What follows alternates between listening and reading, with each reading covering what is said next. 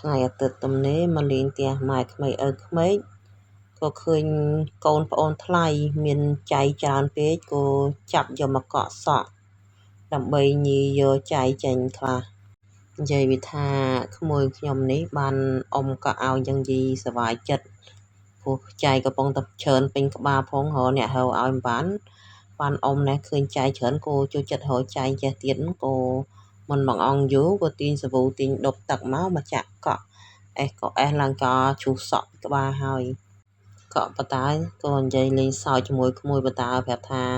បើចង់អស់ចៃគឺស្រួលទេគឺកោតងោអស់ទៅគឺអស់ចៃហើយនិយាយពីសក់វិញបងប្អូនអាយុ7ឆ្នាំទេនិយាយពីសក់វែងឡើងចង់ដល់ចកេះហើយនិយាយវាថាអ៊ំនេះឃើញសក់ក្មួយវែងមិនចង់ឲ្យបានសក់ក្មួយវែងទេ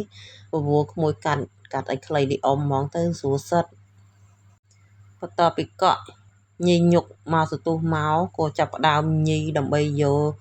ចៃចេញមកនិយាយវាថាអើយចៃច្រើនណាស់បងប្អូនអើយជាប់កសែងពេញមើលសិតតែមេសិតតែបាត់ឡើងពេញហ្នឹងនិយាយពីចៃនេះនិយាយពីច្រើនណាស់ច្រើនមហាច្រើនហ្មងម៉ែចៃឪចៃហើយចៃហ្នឹងគឺមិនបានទូចច្រើនបងប្អូនប៉ុន្តែដោយសារទូរស័ព្ទខ្ញុំនេះវាស៊េរីទំនើបដែរដល់អញ្ចឹងថតមើលអត់ឃើញទេហើយមិនបាននៅតាមកសែងហ្នឹងទូឆ្មេមើលមិនចង់ឃើញតបណិតបានឃើញចាហើយចំពោះបងប្អូនដែលមានកូនហើយមានចៃច្រើន